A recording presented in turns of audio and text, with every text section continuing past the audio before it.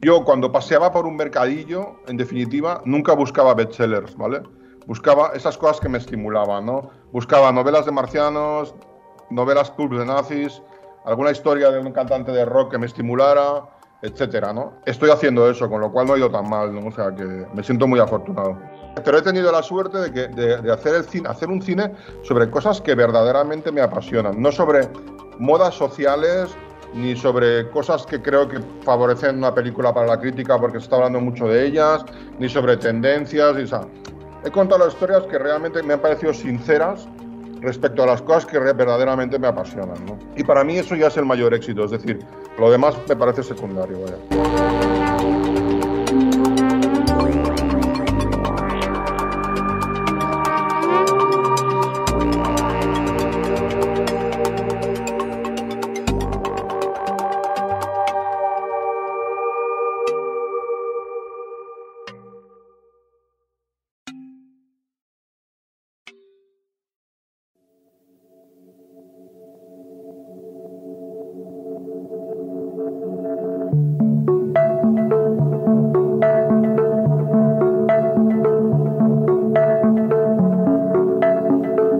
Hace 25 años se estrenaba Atolladero, una película española imposible incluso para los parámetros del renovador y fresco cine español que algunos cineastas estaban haciendo en la década de los 90.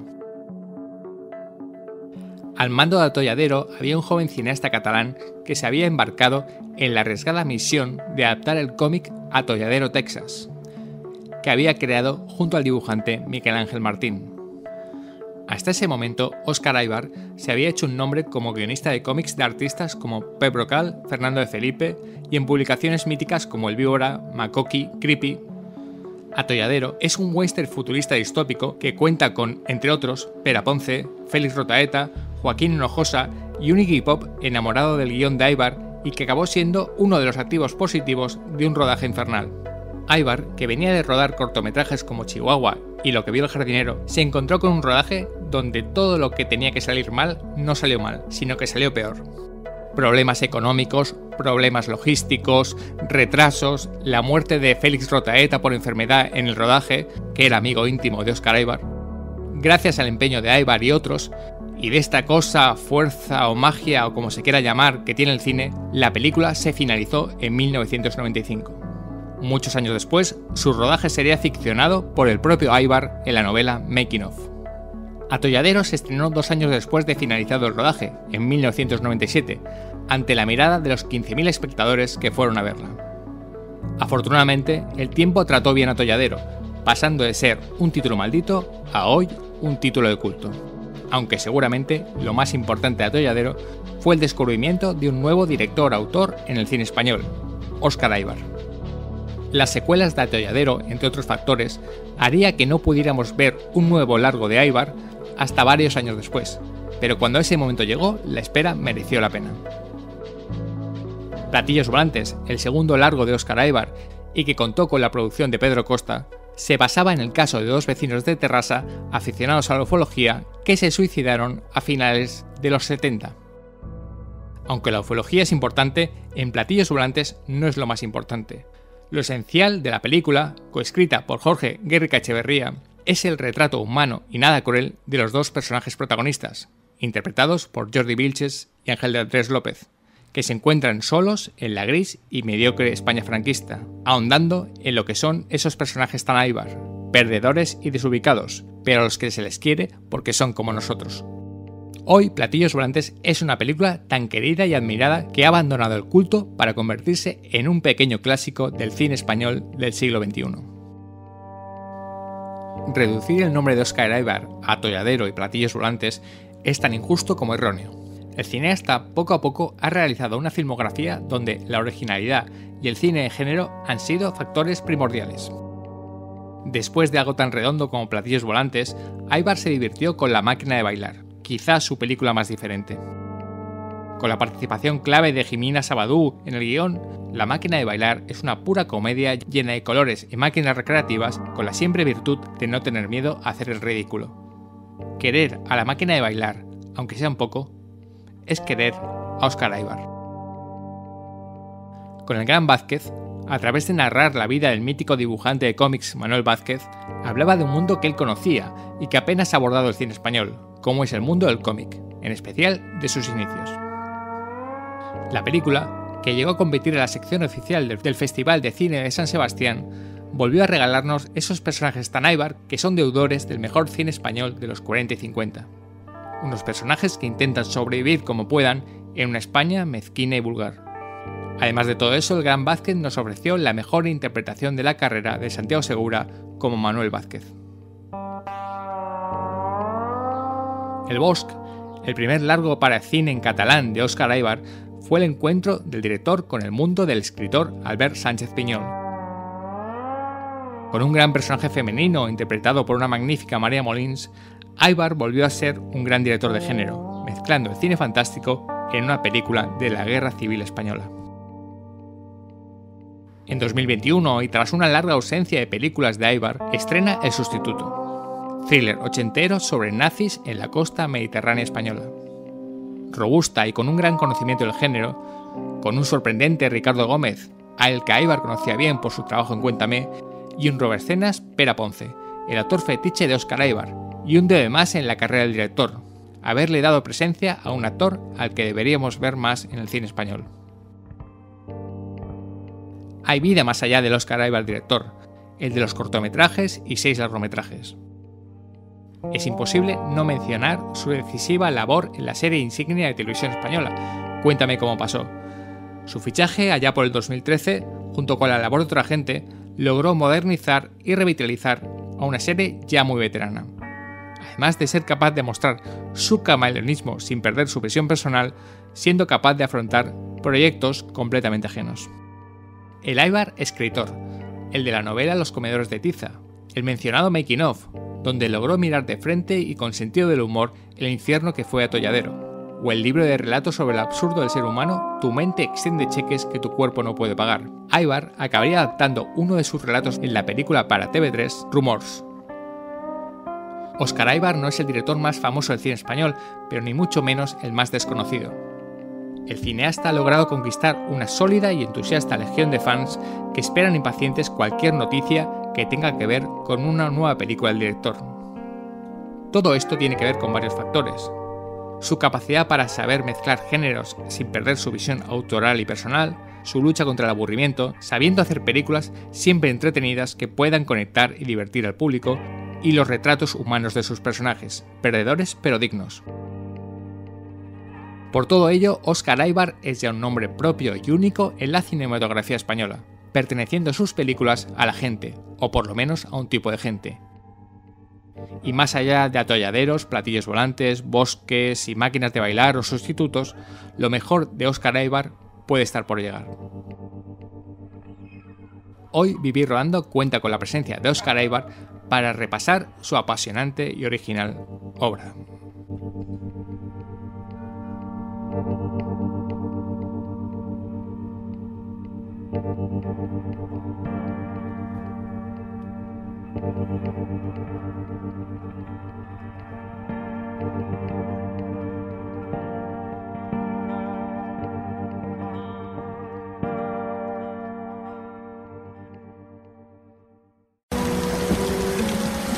¿Sabes qué?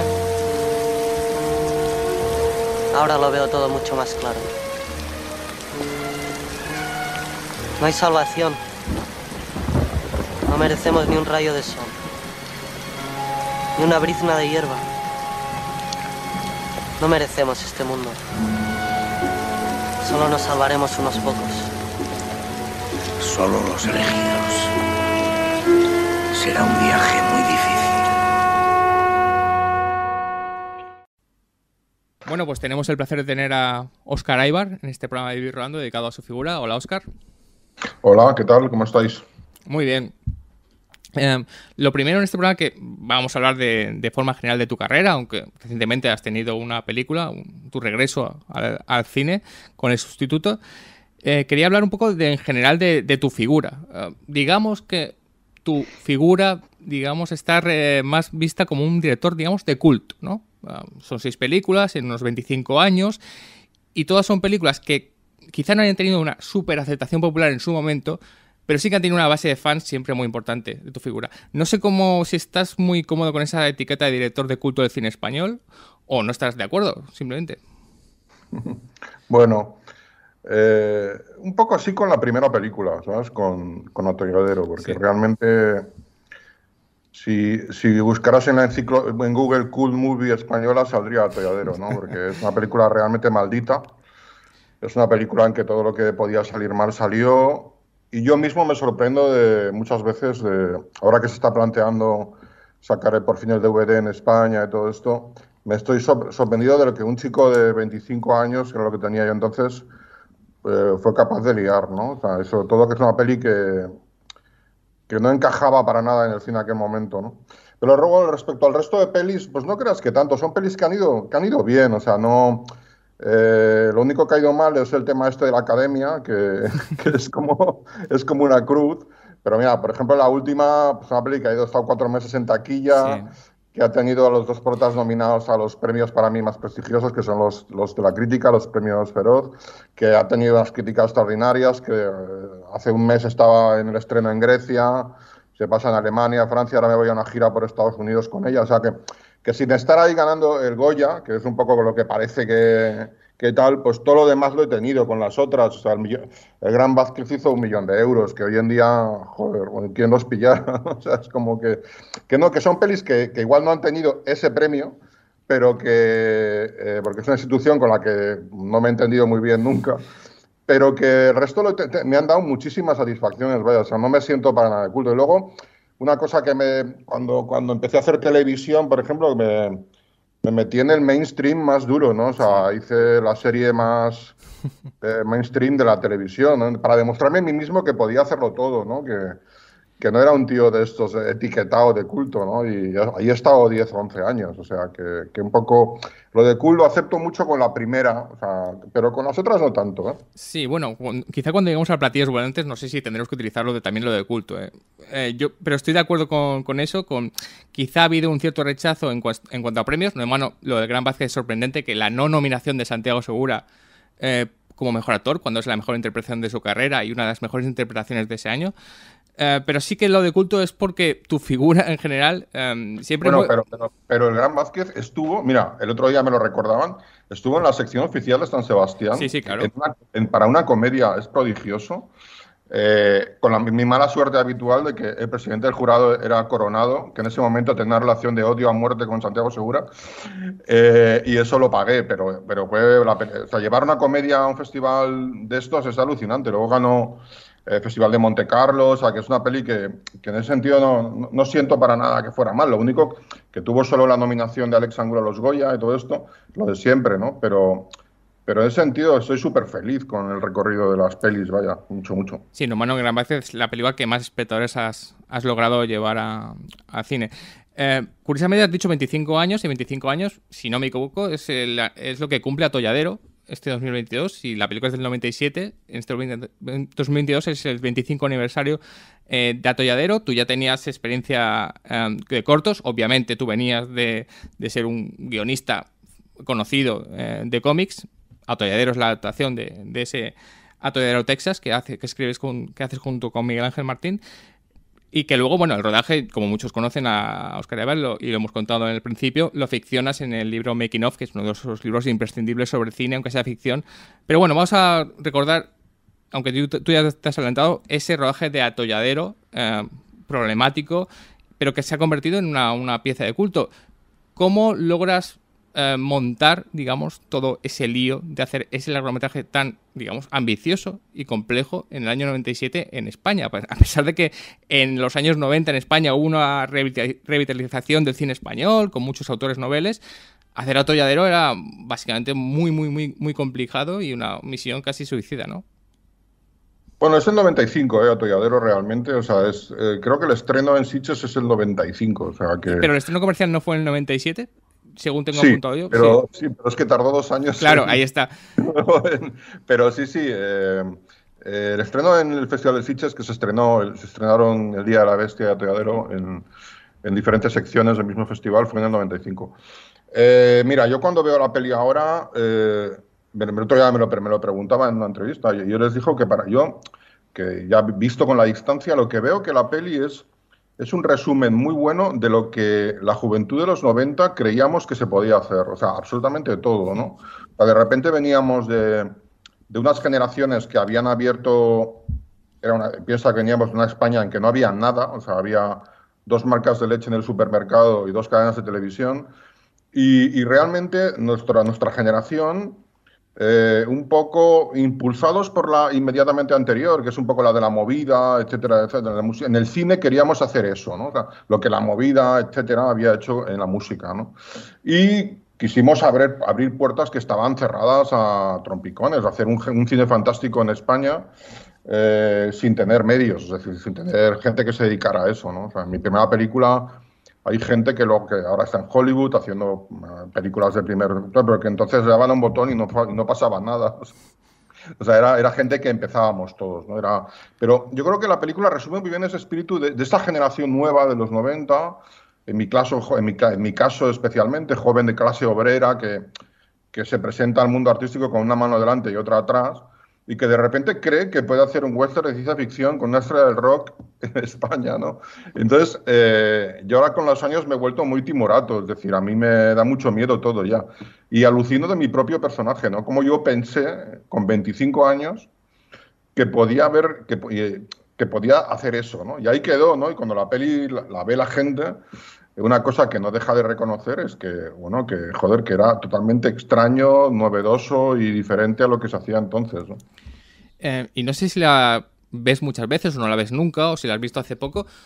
Esta mirada tuya ahora de un veterano que ya ha hecho varias películas, cuando ve a Atolladero, no sé qué siente. O siente que es una película... Me gusta... La verdad es que la película está bien, o creo que esta parte está mal, o la ves con cariño, o con ninguna nostalgia. Mira, justo esta semana estoy hablando con una gente maravillosa que está intentando por enésima vez que exista el DVD de la película en España, ¿no? Yo lo intenté en el 2009, incluso hice un montaje del director. O sea, yo cuando acabé el rodaje de Atolladero, pues un rodaje, imagínate, yo el primer día de rodaje tenía 25 años, como Orson Welles cuando hizo Ciudadano Kane, ¿sabes? Y cuando acabé la película no sabía ni cómo me llamaba. Había muerto prácticamente en mis brazos mi mejor amigo. Sí. Todo lo que eran los sueños para mí de hacer un joven que hace una película se convirtieron en un infierno, que era salvar esa producción todos los días. O sea, yo a Atolladero no la dirigí, sino que la salvé todos los días sin tener ningún oficio. Es decir, habiendo hecho solo un cortometraje, ¿no? Diluviaba, bueno, pasaban todas las desgracias que se te puedan ocurrir en una película. Cuando acabé, tenía una especie de agorafobia terrible y no podía salir de mi casa porque me daba miedo a la gente. O sea, como te lo cuento. Yo, por la noche, en mi habitación se aparecía gente y me hablaba. O sea, tenía una cosa que luego el psiquiatra me dijo que era estrés bélico. O sea, como te lo cuento, que algún director de mi generación hemos hablado y lo ha tenido también en sus primeras películas. O sea, era como la fase mayor del estrés, en que el mundo se te viene encima y te vuelves loco. Entonces la película yo realmente no la pude montar. O sea, vino el montador a mi casa, instaló todas esas máquinas en el salón y hicimos un empalme de la película. Entonces ahora, con los años, yo me he dedicado profesionalmente a esto. He hecho 7 películas, he hecho muchísima televisión, etcétera. Una cosa que he aprendido es a ser muy crítico con mi propio material, ¿no? Entonces, sé tirar secuencias que no funcionan, etcétera, cosas que entonces no sabía, ¿no? Entonces, en este último intento de hacer el DVD hice un montaje del de Atolladero en que le quité 6 minutos a la película. Es decir, es el primer montaje del director en que quita metraje y no pone, ¿no? La convirtió en un western mucho más lineal, mucho más fácil y funcionaba muchísimo mejor, vaya. Es una cosa que luego pensé, ¿por qué no hice eso en aquel momento, no? Pero no lo hice porque, primero, no tenía ni idea. O sea, yo ponía cara de que conocía el oficio, pero no tenía ni idea. Ni yo ni ninguno de los jóvenes que empezábamos entonces. Y porque, bueno, pues porque estaba muy mal. O sea, porque tenía un nivel de estrés terrible, ¿no? Entonces, eso me impidió acabar la película como yo creo que tenía que haberlo hecho. Y espero que el destino quiera que este año se cumpla el sueño y pueda hacerlo. Por fin. De Atolladero podemos hablar de muchísimas cosas. Recomendar otra vez la novela Making of, que no es un diario de rodajes, pero es un ficcionado del rodaje de Atolladero, pero ahí podemos encontrar pistas de qué es cada cosa. Podríamos hablar de muchas cosas, de Félix Retoaeta, obviamente, de Iggy Pop, pero me gustaría centrarme en un valor de Oscar Aybar que yo aprecio mucho, que has hecho de Doctor Fitiche uno de mis actores favoritos, que es Pere Ponce. que es un actor fantástico y que yo creo que el cine español nunca ha tenido mucho... debería haber tenido más presencia en el cine español de la que tiene realmente. ¿Cómo descubres a Pere Ponce y cómo dices... básicamente va a acompañarme casi toda mi carrera porque Pere Ponce, si no me equivoco, ya está en 600, está en Chihuahua, va a ser el protagonista de Atolladero, está prácticamente en todo, ¿no?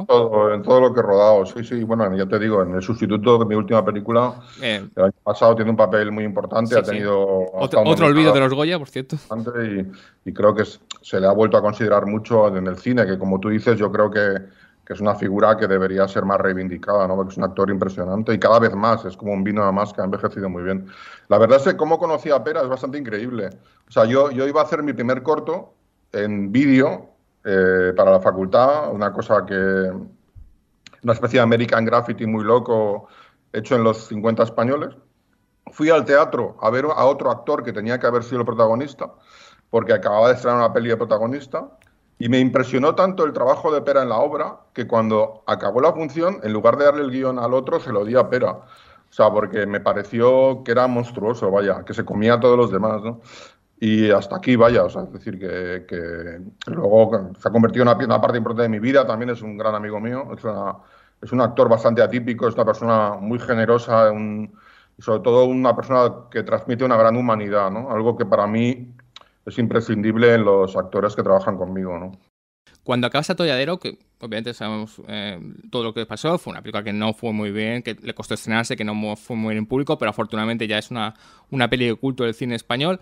Cuando acabas Atolladero con ese cansancio, ultra cansancio que tienes, ¿qué piensas? ¿Se ha acabado mi carrera en el cine? ¿No quiero volver a hacer otra película en muchos años? Vas a tardar 6 años en hacer Platillos Volantes, que ahora entraremos en ella. Sí. Pero ¿cuál es tu sensación de decir, no quiero ver una cámara más? Esto no lo he contado nunca, pero la sensación inmediata fue muy loca, porque fue acabar el Festival de Sitges en que nos apalearon realmente, a mí y a Alex de la Iglesia. Esto lo sabe muy poca gente. Alex de la Iglesia, cuando él no se presentó en sección oficial, pero el titular del Mundo era El Día de la Bestia, que es una obra maestra, claro. Fracasa por su diseño de producción. Y a mí ni te quiero contar lo que me hicieron, vaya, o sea, la sensación era como si hubiera matado a alguien, o sea, me hicieron sentir como si hubiera apuñalado a una persona. Alex tuvo, no quiero comparar su película con la mía, la tuya, como he dicho, me parece una obra maestra.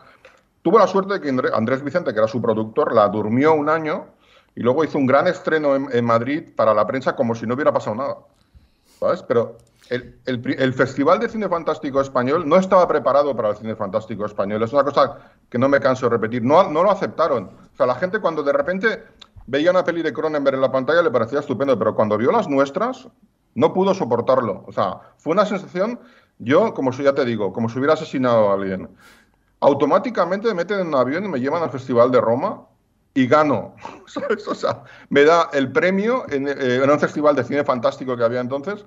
Me llamo y en el escenario Storaro me da el premio. Me meten en otro avión y me llevan al festival de uno que era de cine fantástico de Oporto. Sí. Y queda segunda después de Seven. Y me acuerdo que el director de Seven me abraza diciendo, has hecho una gran película. Y yo no entendía nada, o sea, no sabía a qué atenerme. Bueno, total que me sentó un poco mal todo, ¿no? O sea, es decir, me entristeció mucho, pero básicamente no el hecho de que la película no fuera un éxito. Yo creo que si hubiera sido un éxito no me hubiera sentado muy bien a mí en lo personal, porque con 25 años me hubiera convertido en un idiota de dimensiones homéricas, más de lo que soy. Pero, sin embargo, me entristeció mucho que el cine tuviera que ser así. O sea, que se muriera mi mejor amigo, que todas las desgracias pasaran, que el productor, bueno, etcétera, etcétera, etcétera. Y bueno, estuve como abandonado un tiempo. Yo me dejaba llevar, es decir, era como el chico que había hecho una película con Iggy Pop, ¿no? Entonces, me metían en un bar, me ponían una canción de Iggy Pop, me pasaba a la trastienda y salía 2 días después. Y esto pasó durante 3-4 años en mi vida, ¿no? O sea, que me disolví en lo personal. Me pagaron por hacer una película en Madrid que no hice, es decir, porque la productora no se entendió con los que ponían el dinero, yo lo pagué, con lo cual a un chico de 26, 27 años, darle un dinero encima para que no haga su película, pues lo entierras en vida. O sea, mis compañeros de generación, todos hicieron rápidamente su segunda película.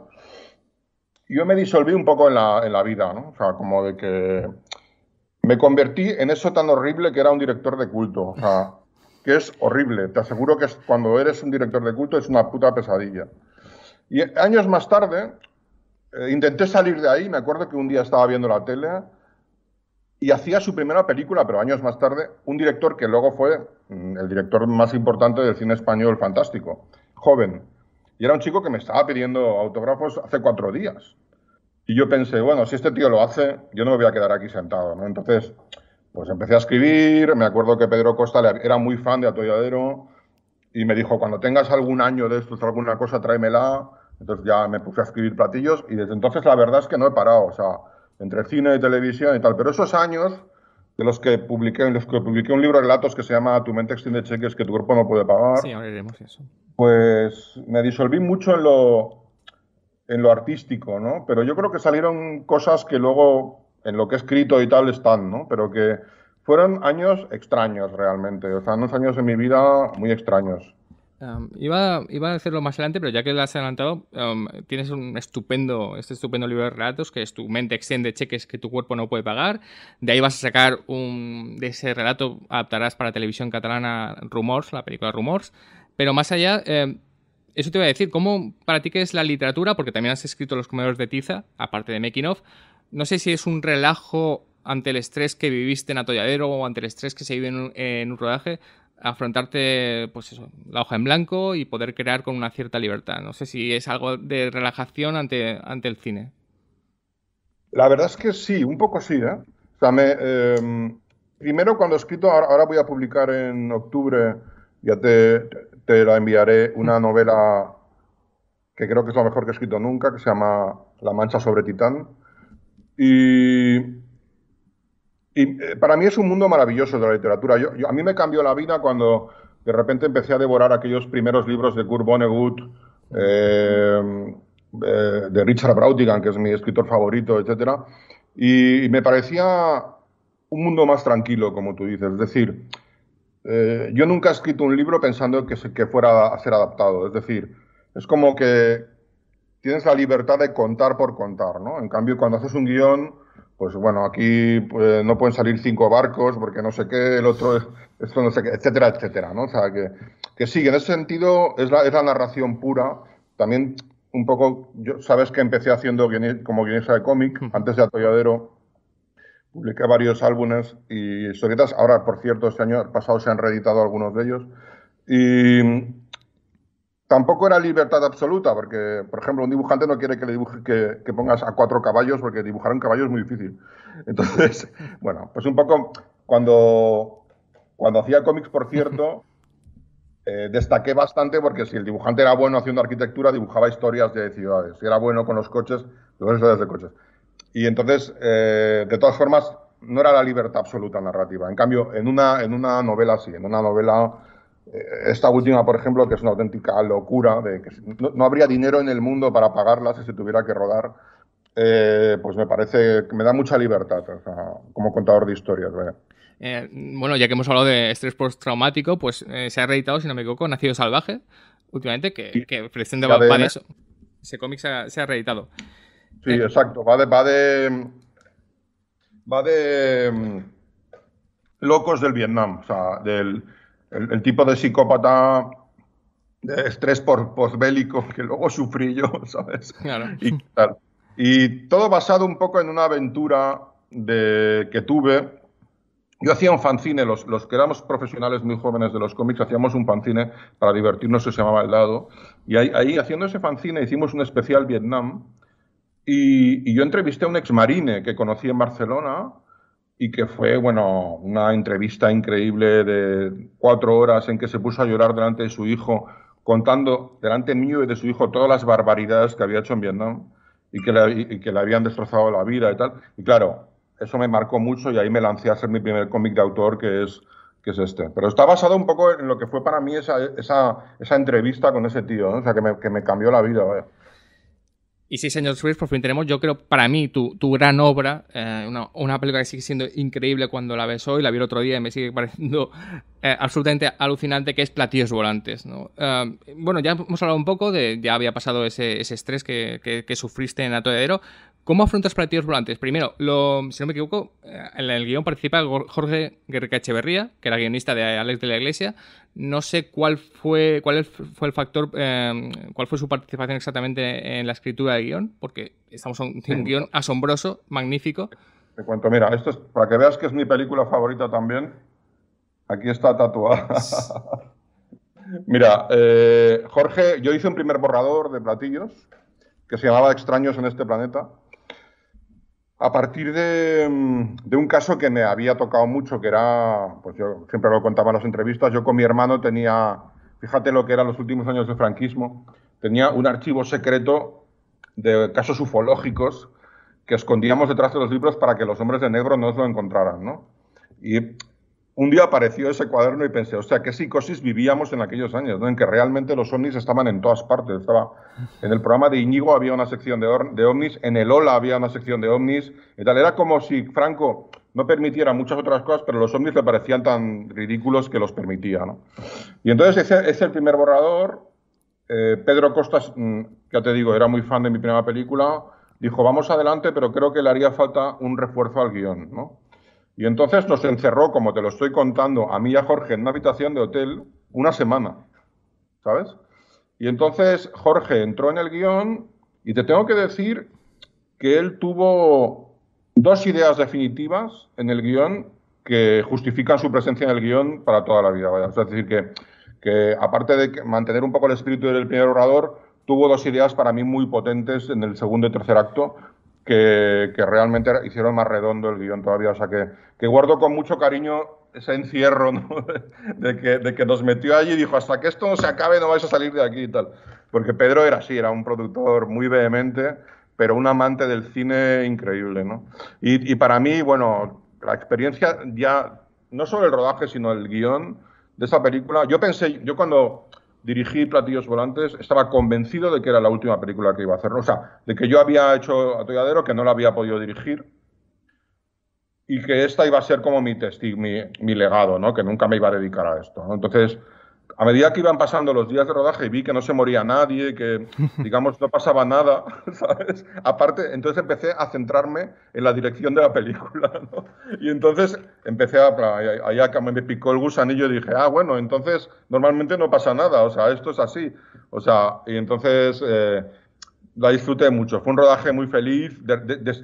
Yo creo que el rodaje que me merecía después de haber pasado un primer rodaje tan traumático, ¿no? O sea, y no sé si notas que hay esa adoración, voy a poner adoración un poco entre comillas, respecto a Platillos Volantes. Yo, todo el mundo que habla, siempre habla maravillas de Platillos Volantes. Siempre recordamos Platillos Volantes, hablamos de Platillos Volantes. Nos emociona al final todo lo que pasa en la película, esos 2 personajes. ¿Sientes esa corriente a favor que tiene la película? Sí. Un cariño brutal. Porque yo creo que la clave es por qué la gente ha hecho suya esta película. Es porque mi mirada hacia los protagonistas nunca es condescendiente. Yo los miro con auténtica veneración. Son 2 puros perdedores, pero son 2 locos que quieren soñar como todos nosotros, ¿no? O sea, son 2 frikis que tienen sueños, que son personas de las que yo no me río en la película, ¿no? Que yo les adoro, ¿no? Yo creo que esta mirada se contagia y hace que mucha gente la haya convertido en una de sus pelis favoritas, ¿no?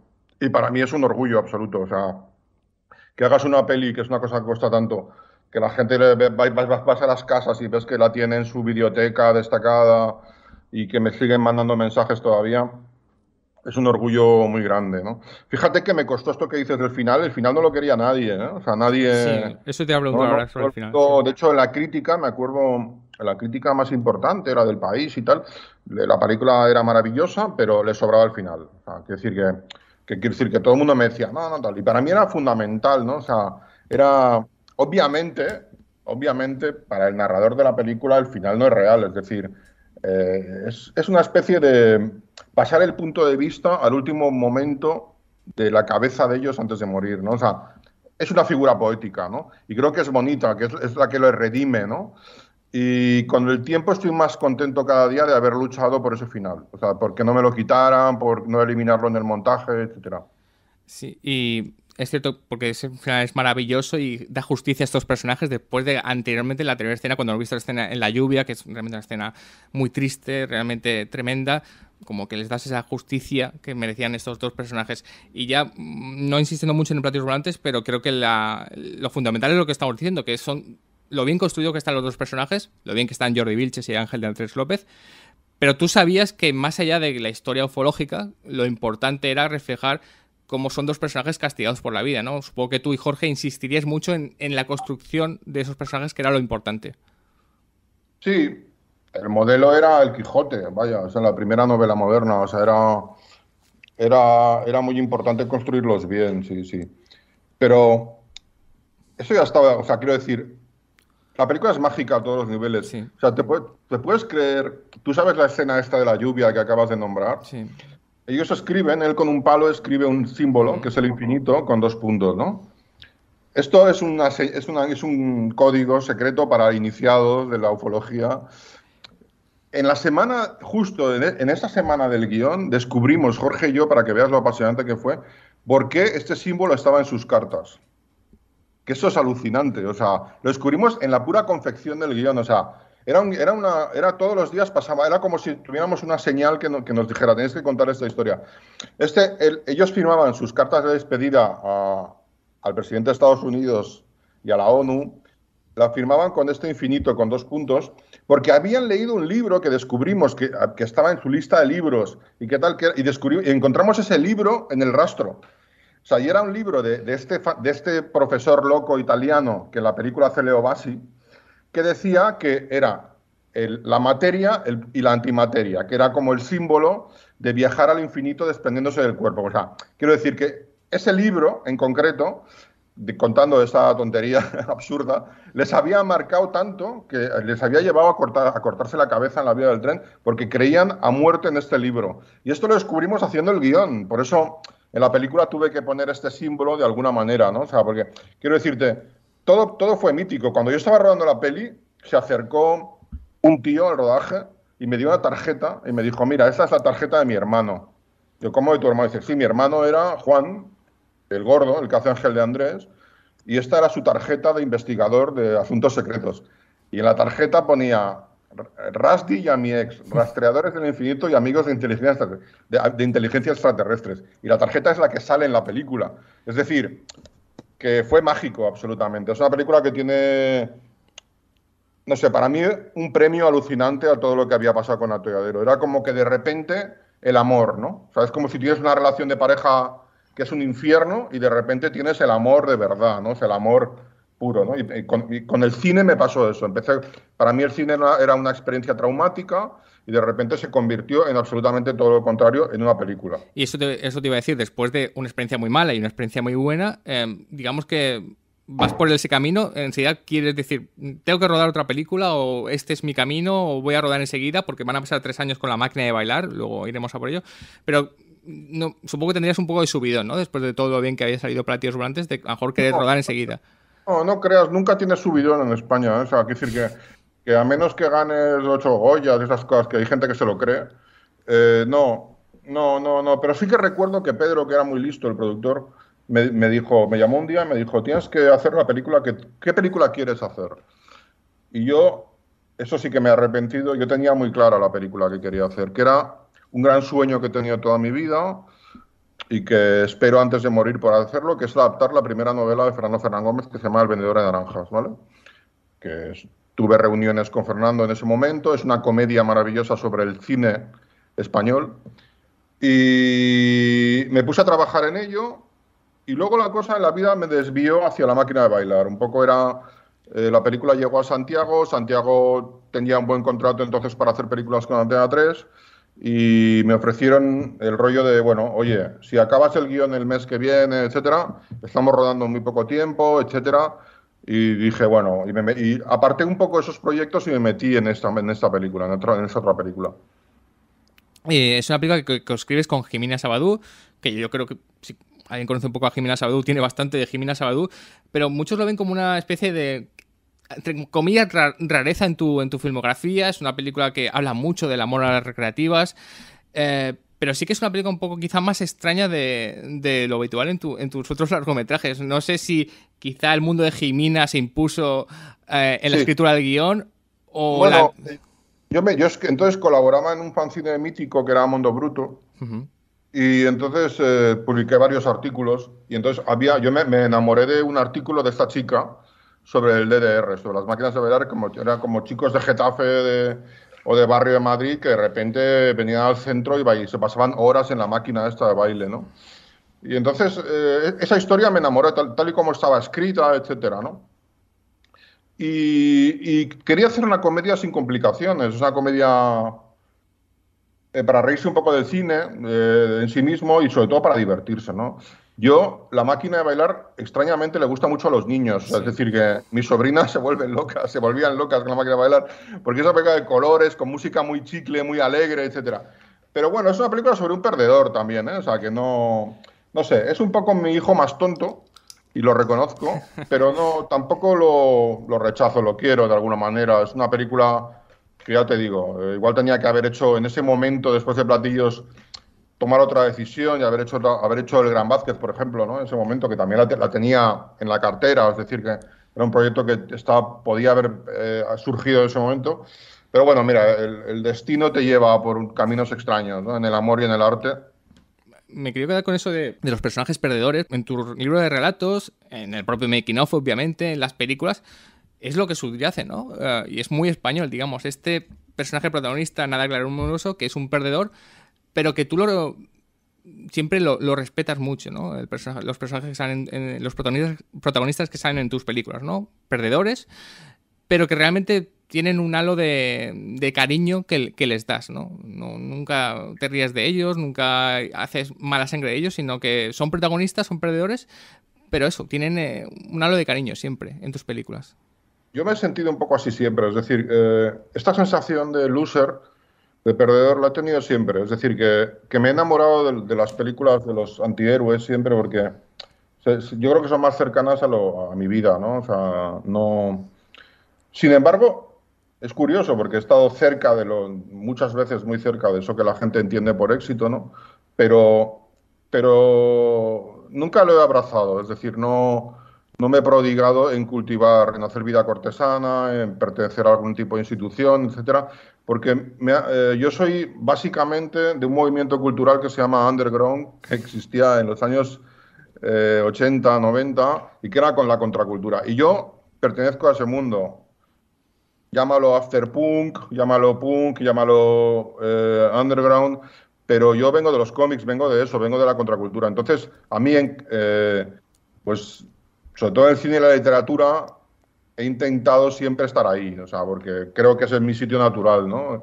Lo otro sería un poco de impostura. Ahora, en mi trabajo profesional, en televisión, etcétera, pues no me ha importado hacer cualquier cosa para ganarme la vida que me pareciera honrada, es decir, porque al final cuando ruedas mucho, aprendes, y sobre todo con tanto nivel de desgracia como yo, aprendes mucho a rodar, ¿sabes? Entonces me di cuenta que a los 30 años realmente en el plató acababa 1 hora y media antes que todo el mundo, o sea, porque lo tenía muy claro, sabía medir lo que iba a pasar, tenía una buena relación con los actores, con los técnicos, entonces al final descubrí que tenía un oficio, ¿no? Pero esencialmente a nivel autoral pertenezco al underground y creo que no saldré de ahí, o sea, quiero decir que por eso el antihéroe para mí es fundamental, o sea, es la clave del underground, o sea, no retratar a triunfadores, sino a gente que no ha conseguido adaptarse al sistema, ¿no? Que es un poco lo que yo siento que me ha pasado, ¿no? Ya que se ha hablado de la facción, el factor profesional, vamos a parar un poco tu carrera cinematográfica y ya podemos hablar un poco de Cuéntame, ¿no? Que tú llegas a un buque insignia como Cuéntame, ¿no? Quizá la serie más famosa española que hay actualmente. Llegas a un buque insignia y por lo que yo creo y yo veo, creo que eres uno de los responsables de que Cuéntame haya podido durar tanto tiempo, porque quizá tú y otros guionistas le habéis dado una pátina de renovación a la serie que merecía y que necesitaba. Y si no, la serie a lo mejor se hubiera acabado unos años antes, ¿no? Y todavía sigue, aunque ya está a punto de acabar. No sé si eso, cómo llegas a un buque insignia, alguien como tú, que tú lo confiesas, procedes del underground, cómo te adaptas a esa serie y si crees que has aportado algo para que la serie haya continuado tantos años.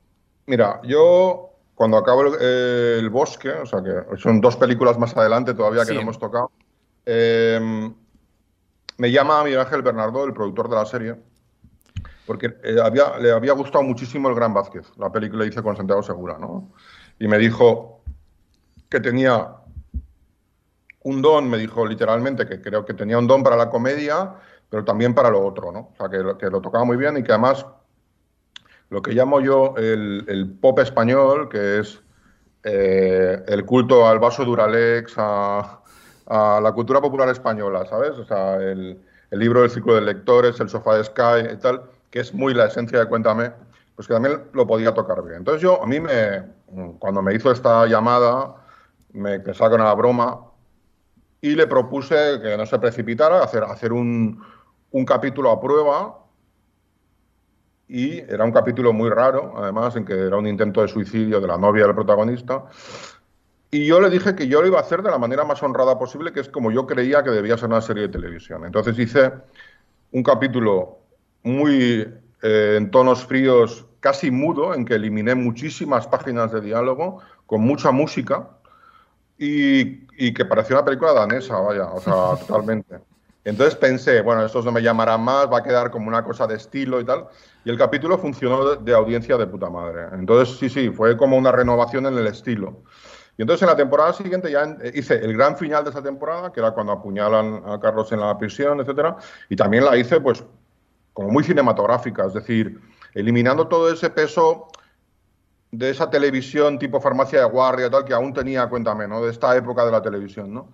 Y la convertí en una serie que tenía que competir con lo que iba a empezar a llegar a la televisión de inmediato, que eran la ficción de más alta calidad, más parecida a las pelis y luego las plataformas, ¿no?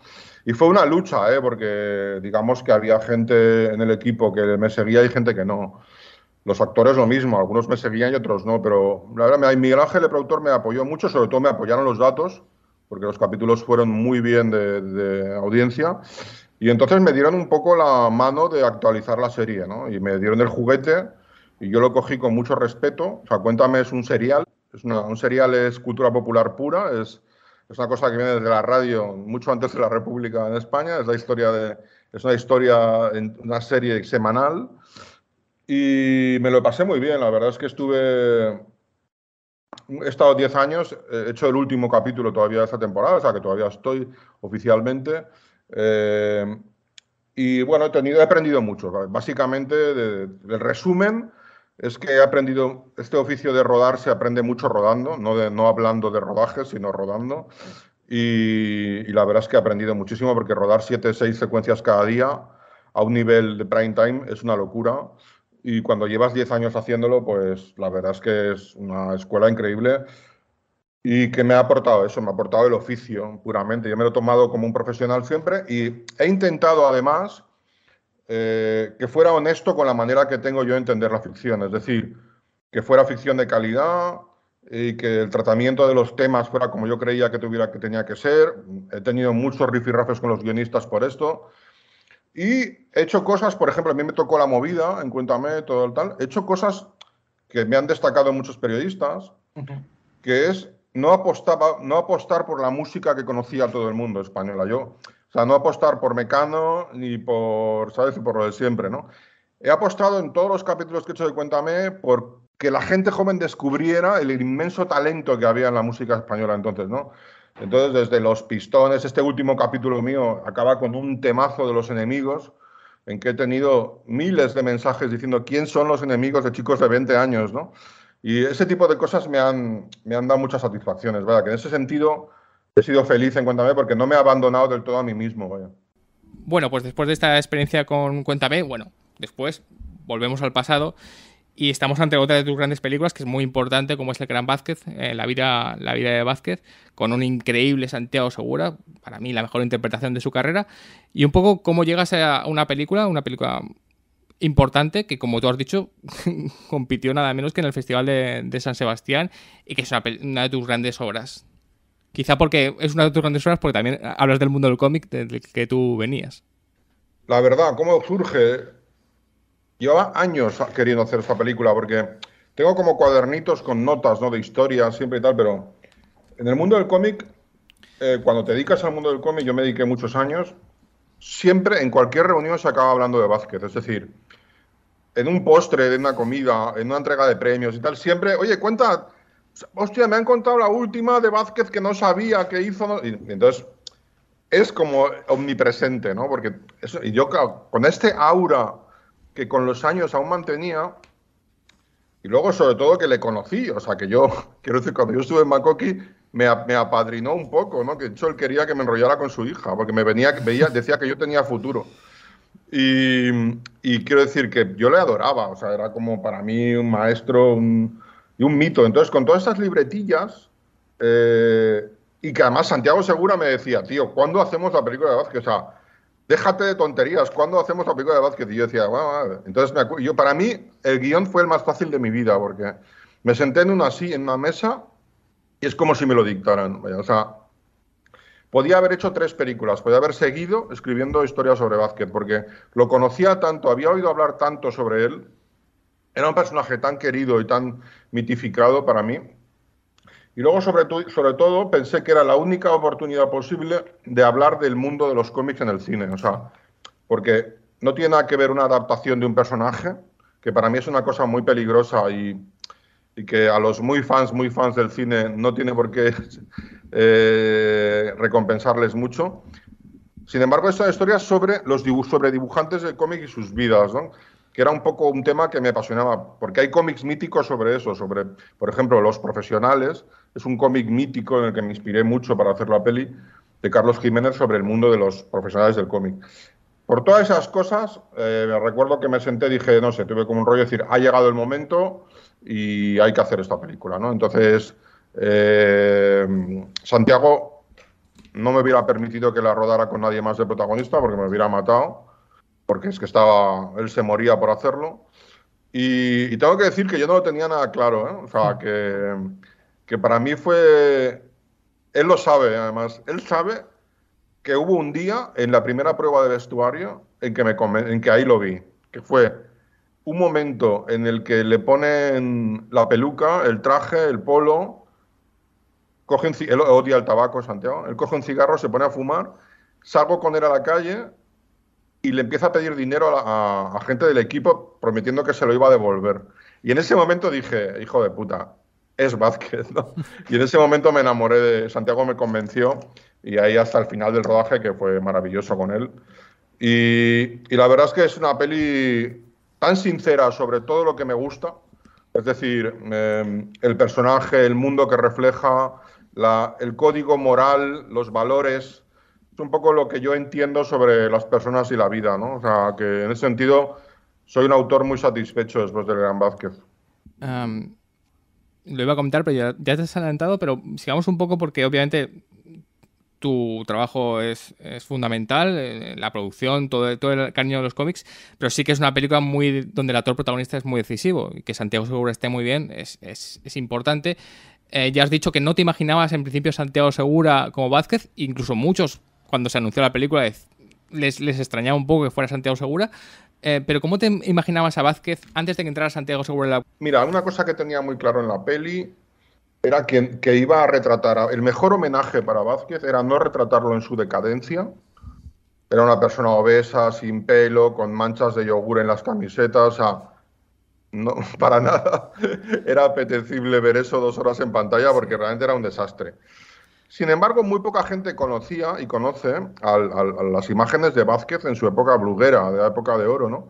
Y era un tío guapete, se parece mucho a Manolo, a su hijo, a uno de sus 14 hijos, ¿vaya?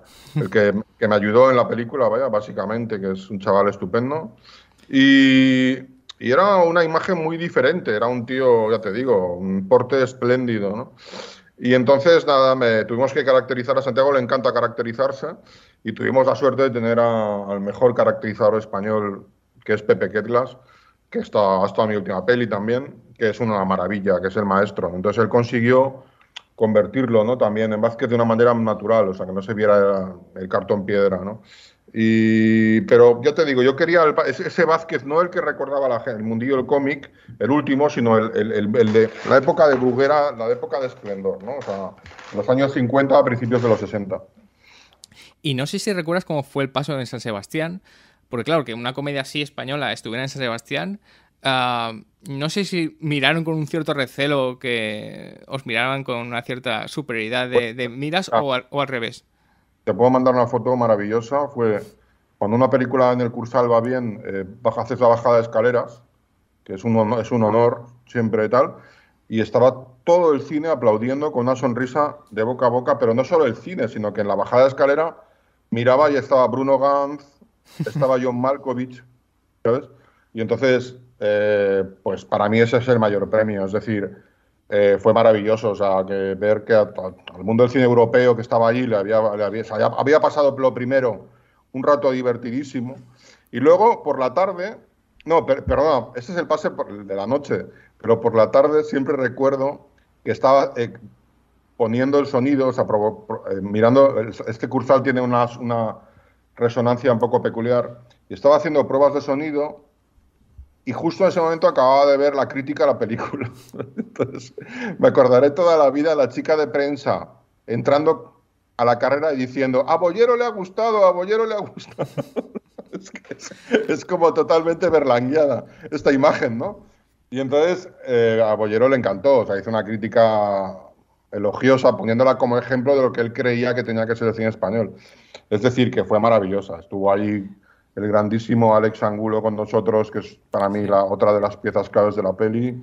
Fue un festival muy bonito, para mí uno de los momentos de mi carrera más chulo, por ver a la gente que yo respeto del cine sobre todo y tal, ¿no? Yo tengo una cosa enmarcada en mi despacho, que es una cosa que me escribió Berlanga, ¿no? Que pone: ojalá algún día pase a ser idolatra de tu cine. Y entonces yo siempre, en ese momento pensé,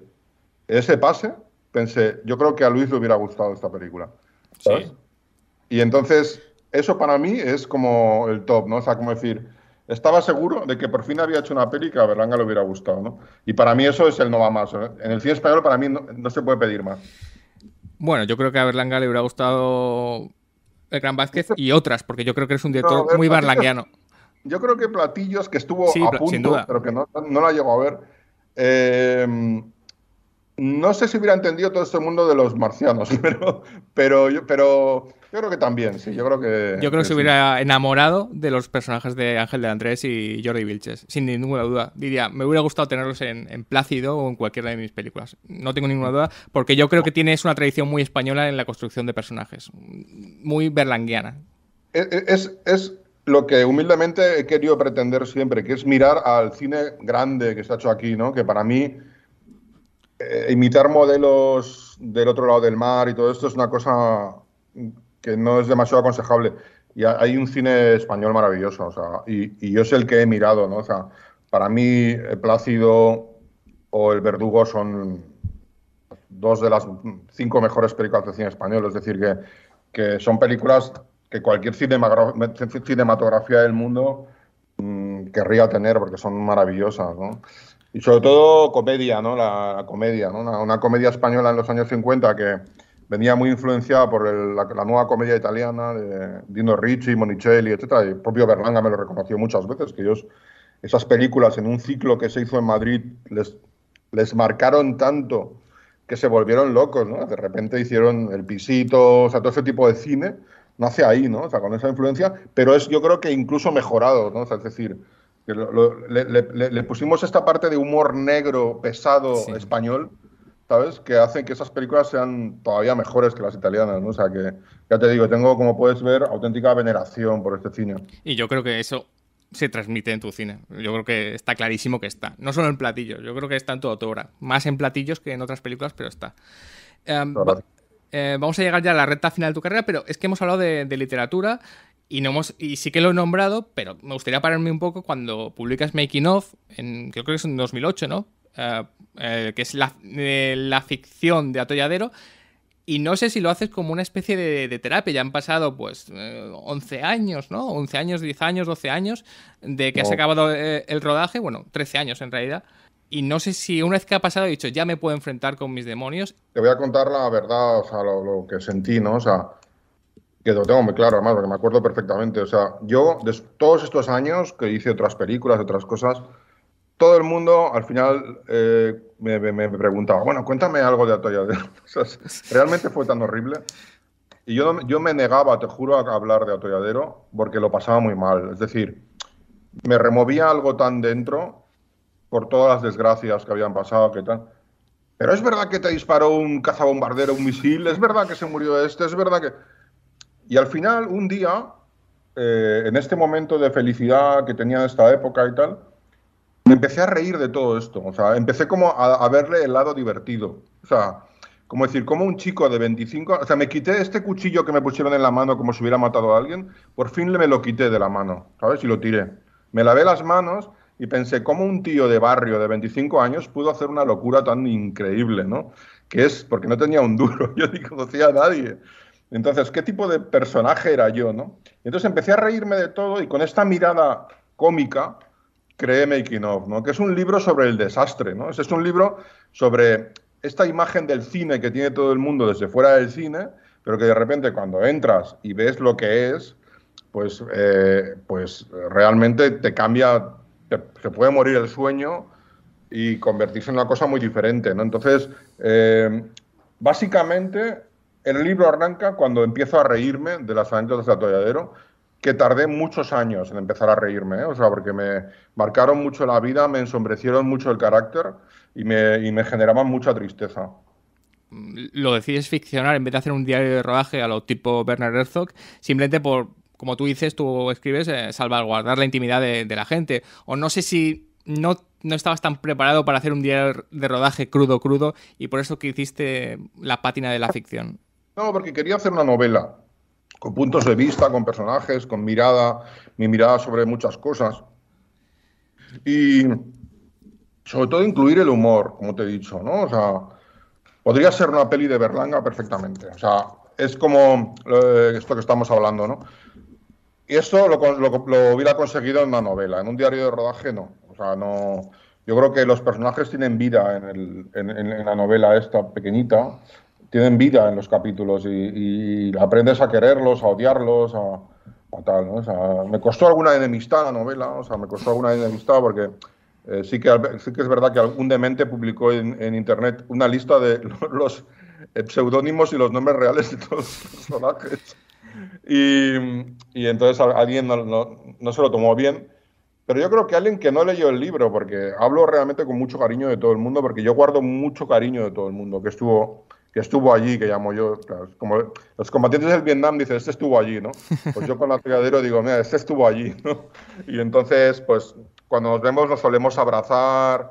Fue una experiencia tan heavy para todo el mundo bueno, pues que para mí, ya te digo, poder haber vomitado en un libro, además, y un libro que es muy divertido, para mí es haberme quitado muchos traumas de mi cabeza. ¿Vale?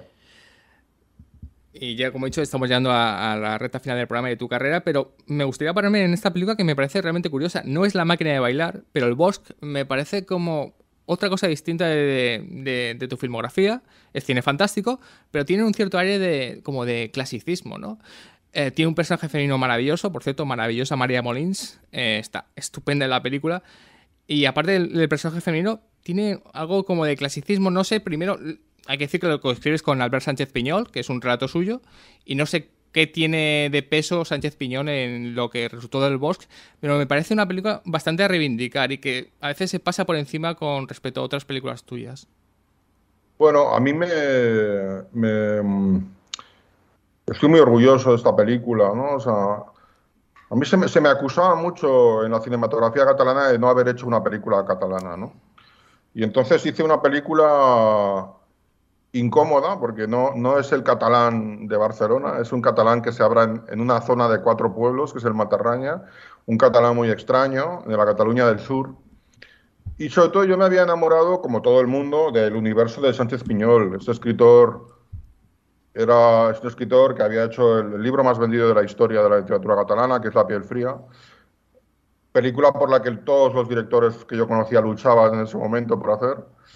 Y él me cogió el teléfono, me acuerdo que respondió a un mensaje mío porque era muy fan de Platillos Volantes. O sea, era como que de repente es lo que te digo, que Platillos Volantes es una peli que me ha traído muchas cosas. Bueno, pues le había gustado mucho Platillos. Entonces me dijo, no te puedo dar La piel fría porque La piel fría está vendidísima, pero te puedo dar el cuento que originó La piel fría, el personaje del Gran Ulloa, ¿no? Que es este libro, este cuento que publiqué en un libro, que es cuando yo empezaba a escribir. Y yo me enamoré del cuento por solo una cosa. O sea, solo hay una cosa en el cuento que me parece original e increíble y está en la película, que es que cuando al final de la película vuelve del universo este, del planeta este al que vuelve el extraterrestre, el señor este, cuenta que en todo el universo hay comunistas y gente de derechas. Es decir, que el conflicto de la Tierra, este de terratenientes, fascismo y tal, y gente de izquierda y tal, que no es una cosa de la Tierra, sino que está en todo el universo. Esa es una idea de la que no he hablado mucho, pero es la idea que me fascina más de esa obra, porque Albert Sánchez Piñol tiene como aparentemente estructuras muy Lovecraft o muy de género, pero sin embargo bombardea con ideas muy potentes las cosas que hace. Y esta idea a mí me voló la cabeza, vaya. Y cuando veo la peli sigo pensando, lo hice. O sea, hay un momento en que el tío dice, no, ahí ahí ese es rojo como un tomate también en su planeta y también se ha tenido que esconder. Y dije, hostia, esto es solo por esto, todo el resto de la película viajó conmigo hasta el final. Es decir, que fue un rodaje muy difícil porque se rodaba en un idioma muy difícil de hablar. Yo tenía a la experta mundial asentada todo el rato y en tomas míticas me decía, no, hay que hacerlo otra vez porque no ha dicho bien la O. Y yo decía, oh, no, y tal. Y era una pesadilla. Luego está María Molins, estupenda, que es un descubrimiento para mí, fue maravilloso. Pera, por supuesto. Y luego hay un anecdotario tipo atolladero making of Con Tom Sizemore. Claro. Yo quería un brigadista americano potente y quería uno de los protas de Salvar al Soldado Ryan, ¿no? Y así soy yo y me fui a San Diego a buscarle a un rodaje y lo convencí, ¿no? Pero claro, era una persona con una vida bastante disoluta y estuvo poco, pero dejó huella, vaya. O sea que para mí fue divertido, pero que nos estresó un poquito lo loco que estaba, vaya. Pero bueno, está estupendo en la peli y espero que esté donde esté yo en la existencia lo mejor posible. Pero que fue para mí, ya te digo, dentro de mi filmografía, no es un guión en el que participé, a pesar de que ayudé mucho, pero quiero decir, que es una película que reconozco como muy mía por los valores, por las cosas que cuenta, y porque toca un tema que me apasiona, como el de los cómics, ¿sabes? Que es la guerra civil. O sea, es como... Te voy a decir 4 temas que me apasionan, que son los nazis, el rock and roll, los tebeos y la guerra civil, ¿no? Bueno, solo me falta la peli de rock, que espero hacer algún día.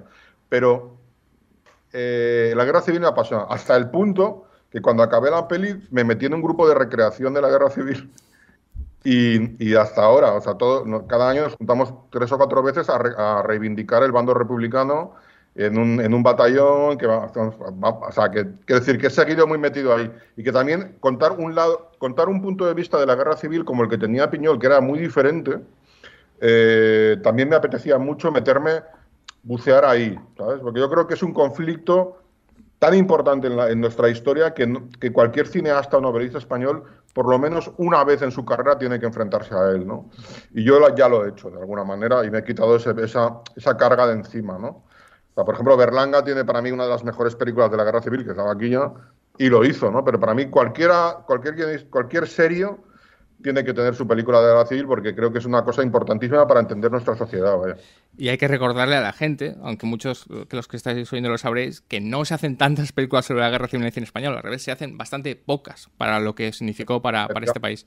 Absolutamente, no, o sea, yo siempre digo que si los norteamericanos hubieran tenido una guerra civil en el siglo XX, no harían películas de otra cosa, vaya a decir, que sería, o sea, aquí no hay el tópico este, ¿por qué? Porque a mucha gente le incomoda la guerra civil, o sea, yo me di cuenta haciéndola, o sea, que mucha gente, primero porque fue muy doloroso para todo el mundo y porque hace falta alguna generación más para que quede atrás, y segundo porque a mucha gente todavía le ofende que se hable mal de las personas que él cree que se debería hablar bien, etcétera, ¿no? O sea, que es un tema que todavía está muy caliente, ¿eh?, en la sociedad. Bueno, ya estamos llegando al final. Solo que cuando has hablado de Tom Sizemore, hemos vuelto a Iggy Pop. Yo he querido evitar el anecdotario, porque además ya está making of, pero hay que recordar, bueno, que la presencia de Iggy Pop en una película tuya, encima en una película novel, obviamente es muy llamativo y le llamó a todo el mundo la atención. Pero no sé, lo único que voy a preguntarte sobre este tema, y ya acabamos, es si es como en la novela, que fue tan fácil conseguir a Iggy Pop para la película, porque simplemente Iggy Pop es como estas estrellas de rock que para ellos el cine era una diversión, le gustó el guión y dijo, sí, Bueno, adelante. yo iba por las Ramblas paseando con el guión debajo del brazo y vi el cartel de American Caesar de Iggy Pop, que era el último disco que había sacado, y pensé que ese era el Madden, que era el protagonista, el malo de la peli. Por un amigo común que habló con su agente, conseguimos que le llegara el guión y me llegó un fax diciendo que le había encantado. Lo tradujimos en una semana el guión, le llegó y dijo que quería hacer la película y que no le importaba el dinero. ¿Vale? Como te lo estoy contando, todavía guardo este fax. Él tenía una novia entonces, Sui, que era japonesa, que era súper cinéfila. Y le gustaba mucho Buñuel. La película se rodaba cerca de Zaragoza, etcétera. Y luego a Iggy, como muchas estrellas del rock, tiene una veneración especial por el cine. Es decir, él sale en cosas muy míticas, en Coffee and Cigarette de Jarmusch, bueno, en alguna otra película mítica, y venía en ese momento, alucina, de rodar El Cuervo. Y estuvo en el plató en el momento del accidente. Con lo cual, él pensaba que todas las películas eran una cosa súper accidentado y que lo del rock era una cosa muy facilona, porque realmente los que estábamos mal éramos los del cine. Pero tenía como esta veneración. Y cuento en la novela algo que él en ese momento también ha hablado muy bien de mí siempre. En una biografía que se publicó en España decía que era yo y Jarmusch sus directores favoritos, básicamente por cómo yo había manejado esas situaciones, ¿vaya? Más que por la película, ¿no? Y él fue maravilloso en el rodaje. Es decir, yo recuerdo cuando estábamos hundidos todos por la muerte de Félix, se paró una semana el rodaje, etcétera. Él en el hotel aquel de Navarra, coger una copa, levantarse y decir a todo el equipo, vamos a acabar esta puta película. Y todo el mundo se levantó y lo vitoreó, y con esa energía acabamos la película. No te puedo decir más. Sí. Recordar que es muy emocionante ver a Félix Rotaeta en Atolladero, simplemente decir eso, porque si la película está muy bien y es fantástica, la he vuelto a ver, pero cuando sale Félix Rotaeta es otra cosa, ¿no? Tiene una emoción ahí que realmente... Bueno, cuando murió Félix, era uno de mis mejores amigos, me vi en la disyuntiva de cortar, porque le quedaban sus 2 o 3 secuencias más importantes en la película.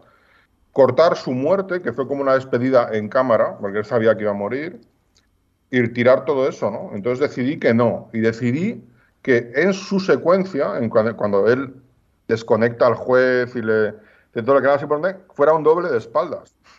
Y eso para un chico de 25 años era muy difícil de hacer, y lo conseguí, pero por respeto a Félix. Es decir, que uno de los valores de la peli son secuencias como estas, en que una persona que sabe que le queda muy poco de vida me pide en una habitación de hotel que la última imagen que salga mía, por favor, no sea manchado de sangre. Quiero que me mate Iggy Pop, pero quiero acabar que mi último plano sea con una sonrisa, ¿no? Y claro, eso está en la película, ¿sabes? Ese tipo de valores. Es una película, como dijo un amigo mío, o un crítico, no me acuerdo, es una película no de efectos especiales, sino de afectos especiales, porque realmente la película está llena de estas cosas, vaya. ¿Nunca has oído hablar de la zona límbica? El sistema límbico es la parte más antigua del cerebro humano. Se desarrolló hace 130 millones de años, cuando los reptiles dominaban la Tierra.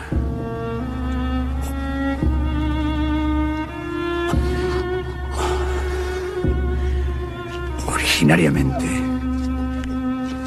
servía para el control del olfato, pero luego pasó a controlar las funciones más primitivas, la furia y el miedo, la lascivia y el hambre, el ataque y la retirada.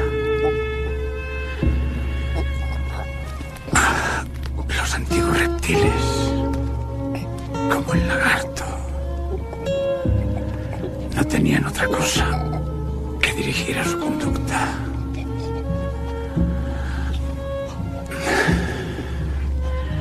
La corteza cerebral del hombre evolucionó alrededor del cerebro límbico, que permaneció inalterado.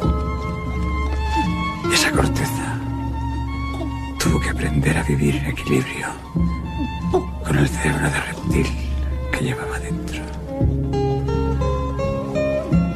A veces, ese equilibrio se rompe.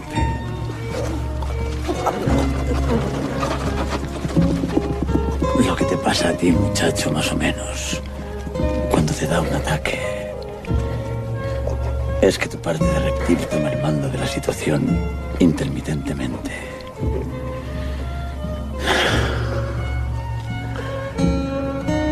No sé por qué, pero a medida que uno pasa más tiempo en este asqueroso rincón del planeta, la mente se enferma. Y tu parte de reptil gobierna más tu vida y te apega más al calor de esta madriguera, al calor de nuestra propia mierda. Somos reptiles, Lenny. Y ahora sí que estamos llegando a la recta final con tu último largometraje. Antes de entrar en el sustituto, llama la atención, porque tú tienes hasta ese momento un buen ritmo de largometrajes, que pasan 9 años hasta que tengamos un nuevo largometraje de Óscar Aybar. No sé si la presencia en Cuéntame fue lo que provocó este tiempo sin tener un largometraje tuyo, o qué sucedió, porque del Bosque al sustituto son casi 9 años sin un largometraje. Bueno, mira, dos cosas. O sea, primero empecé en la tele, o sea, me dejaba los primeros 3 años machacado, es decir, porque yo pensaba que era algo heroico acabar una película, que eran 2 meses de rodaje, pero cuando una temporada de televisión son 8 meses. Entonces yo acabé, o sea, los 2 primeros años de Cuéntame era incapaz de escribir nada, o sea, estaba durmiendo todo el rato que no estaba rodando, o sea, era una cosa muy loca. Luego planteé una peli, esa peli que tengo, que te acabo de decir, sobre el rock, sobre la primera banda de punk española, que es uno de mis sueños, y me lo acabó censurando. O sea, Televisión Española le parecía demasiado punk, ¿sabes? Y eso fueron 2 años de mi vida. Y luego, pues tuve una desgracia personal muy grande, falleció mi mujer, y eso me apartó también mentalmente de todo un tiempo, ¿no? Con lo cual, pues mira, entre una cosa y otra, al final volví pensando, voy a hacer una peli, la peli que más me apetezca ver en una pantalla, con otro de mis temas míticos, que es nazis, ¿no? Y tenía esta historia en el cajón de nazis en España, y entonces ataqué con fuerza porque, ya te digo, es una historia de las que me gustaría ver a mí en la pantalla, vaya, ¿sabes? Un poco en resumen, las pelis siempre las hago pensando en yo como un espectador que va a ver el cine que le gusta, ¿no? Sí. Y eso es... Sí, yo creo que te confirma el sustituto, precisamente como un gran director de género. Antes de entrar en lo que es la película, como hemos hablado antes de Santiago Segura en Gran Vázquez, hablemos un poco de Ricardo Gómez, ¿no? Porque le das un protagonista, un personaje que no tiene nada que ver con lo que hemos visto de Ricardo, obviamente, principalmente en televisión. Alguna gente se extrañaría o pensaría que era un riesgo. No sé si tuviste claro que ese policía, honesto pero muy muy duro, de la antigua usanza, como es Ricardo, tenía que ser interpretado por Ricardo Gómez. Mira, yo cuando estaba en la serie, cargué con un niño de 15 años, cuando llegué, que era muy listo, o sea, que se había criado en la serie desde los 6 años y que vivía allí en el decorado, o sea, era como una parte de la serie, una cosa difícil de explicar. Y es muy listo, y entonces el tío se pegó a mí y lo absorbía todo, ¿no? O sea, un tío que se había criado en las faldas de Fernando Fernán Gómez, vaya, es decir, un chaval muy listo. Y yo le dije, te lo tienes que tomar en serio, si quieres ser actor te lo tienes que tomar en serio. Y me demostró que se lo tomaba en serio, o sea, tenía un nivel de disciplina brutal, empezó a hacer teatro, cosas muy punteras, a tomárselo muy en serio. Y un día le prometí que íbamos a hacer una película. Digo, vamos a hacer una película, de verdad, te lo prometo. Y creo que vas a ser un buen protagonista. Y aquí está, o sea, con el tiempo escribí su y pensé en él porque creo que era... Necesitamos un actor, un Al Pacino con 20 años, un Robert De Sí. Niro con 20 años, ¿no? Con esa tensión, ¿no? Y eso Ricardo ya había rodado mucho con él, todo tipo de secuencias, y esto lo transmitía. Y luego transmitía, tiene algo, Ricardo, que a mí me gusta mucho, que transmite, dentro de la épica, transmite una cierta tristeza, ¿no? O sea, que es como que no es, tiene algo difícil de explicar, pero que es algo, una cierta melancolía que es lo que le pido a muchos protagonistas de cine, películas que me gustan, ¿no? Que tiene varias capas sentimentales, ¿no? Entonces, nada, pues la verdad es que rodar con él fue increíble y es un chico que yo le auguro muchísimo futuro porque realmente es un grandísimo actor, bueno. Y ya un par de palabras sobre el sustituto, que es un puro thriller, ¿no? De hecho, aquí no hay nada de fantástico, pero demuestras un pulso muy interesante en este thriller. Es un thriller pulp, ¿vale? Mm. ¿Por qué los nazis me flipan? No me flipan los nazis, me flipan las novelas de nazis del Mercado de San Antonio. Que eso digo, ¿sabes? Cuando iba al mercadillo en Barcelona, al Mercado de San Antonio, a intercambiar cómics y cromos, que es ahí donde se genera mi autoría, vaya, porque ahí, con esas cosas es lo que me lleva luego a hacer pelis. Hostia, había las novelitas estas de que salía una tía buena con un nazi, no sé qué, que eran relatos pulp, novelas pulp de nazis malos, ¿no? Generadas después del éxito de Marathon Man, Los niños del Brasil, etcétera, ¿no? Y este ex nazi asesino que huye, me parece que es como Aníbal Lecter, me parece como el mal intrínseco, ¿no? Y siempre está en estas novelas, ¿no? Y entonces, eso está en el cartel del sustituto. Yo le pedí al cartelista, a Jordi Rins, que recuperáramos ese estilo de las novelas pulp de nazis, ¿no? Que es un poco un género que me sigue fascinando, ¿no? Que es novela de baja calidad, pero sin embargo dentro de la cultura popular para mí es importantísima por el número de ventas y tiene una serie de requisitos este género además y en la peli los cumplo todos, ¿no? O sea, y era un poco, pues eso, lo que te he dicho como resumen de la entrevista un poco si quieres, que al final he acabado contando las cosas que me han apasionado siempre y de las que acabo hablando cuando acabo una cena o algo. Mis amigos saben que siempre acabo de 4 cosas que son nazi, rock and roll. Bueno, hace poco una amiga, fuimos a ver la lluvia de Perseidas en un cementerio talayótico con 2 amigos míos de verdad, ¿no? Y me dijo, os habéis pasado toda la noche hablando de nazis y de marcianos. Y yo digo, ¿qué puede haber mejor?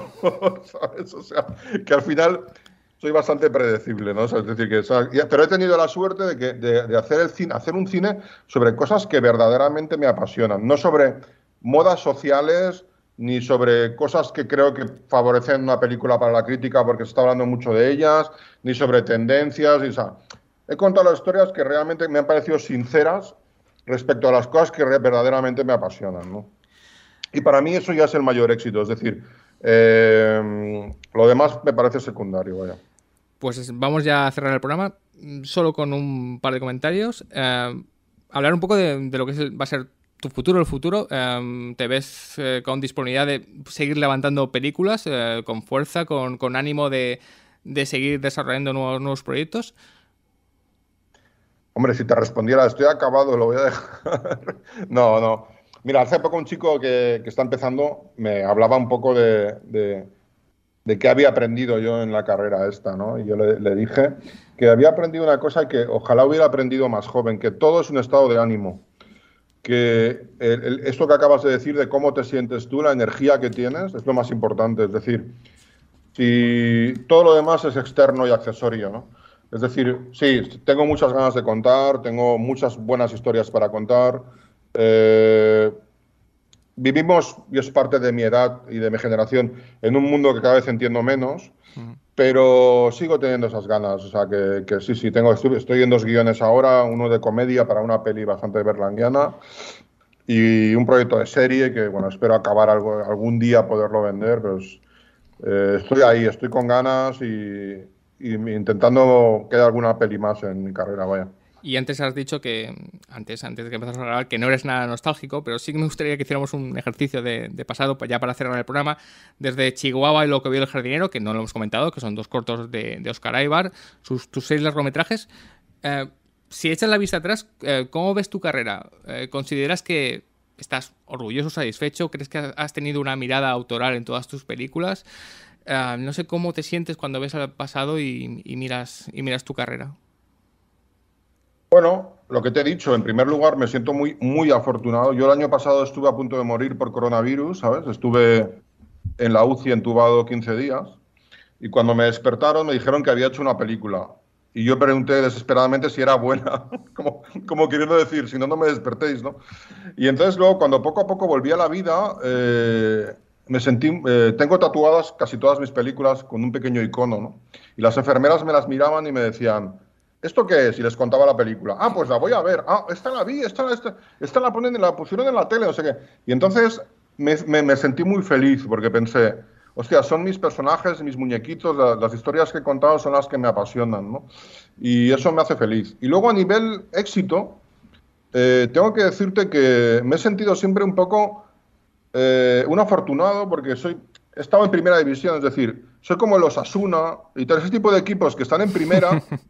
al final, que no molestan mucho, pero que al final están en primera. Es decir, que creo que es una posición que me encanta. Es decir, yo no tengo presupuesto para estar para luchar por la Champions, pero sin embargo me dejan estar en primera, me dejan hacer películas todavía y hago el tipo de cine que yo cuando paseaba por un mercadillo, en definitiva, nunca buscaba bestsellers, ¿vale? Buscaba esas cosas que me estimulaban, ¿no? Buscaba novelas de marcianos, novelas pulp de nazis, alguna historia de un cantante de rock que me estimulara, etcétera, ¿no? Y estoy haciendo eso, con lo cual no ha ido tan mal, ¿no? O sea, que me siento muy afortunado. ¿Y te sientes que hay una conexión con el público, digamos, con el espectador? Que hay gente que realmente espera una película de Óscar Aybar, que la sigue, que tienes como una fan base, ¿no? Que como los aficionados de los Osasuna, ¿no? A la gente que sois fans míos, porque te considero fan por lo que me estás diciendo, me iría con vosotros a comer o a cenar. Es decir, me parecéis gente maravillosa. Yo tengo un amigo que es muy popular y hace unas películas bastante trash que arrasan en taquilla, ¿vale? Cuando vas por la calle todo el mundo se le come, ¿no? Pero él detesta a su público. En cambio, cada 150 personas suyas viene una a mí y es una persona como tú, una gente culta, leída, maravillosa... a lo mejor no culta, pero que tiene una conexión rápida conmigo y que me llevaría a tomar algo. Y me dice, joder, los tuyos son mucho mejores. Y digo, ya, pero son mucho más pocos. Pero para mí es un éxito. Es decir, que haber conectado con gente que me encanta, para un autor también es maravilloso. Es decir, que mi público, o sea, no son ejércitos de personas, pero son grupos de gente que me parece maravillosa, vaya. Y eso te lo digo con el corazón, porque lo siento así. Pues yo creo que nos podemos quedar con esa imagen de tus películas pegadas a la piel, como si fuera El hombre ilustrado, ¿no? de Bradbury. Con ese cine que llevas en la piel. Y antes me refiero a la energía porque yo creo que tus películas necesitan mucha energía. Porque transmiten mucha energía, pero creo que para hacerlas también necesitas tener mucha energía. Bueno, Óscar, muchísimas gracias por haber estado este rato largo para repasar tu carrera en Vídeo Rodando. Y bueno, muchas gracias. Esperamos ya que haya más películas tuyas próximamente. Pues nada, la verdad es que ha sido un placer estar contigo y me siento que habéis tratado con muchísimo cariño, vaya, o sea que encantado. Gracias, Óscar Aybar, y nosotros nos escuchamos en el próximo programa.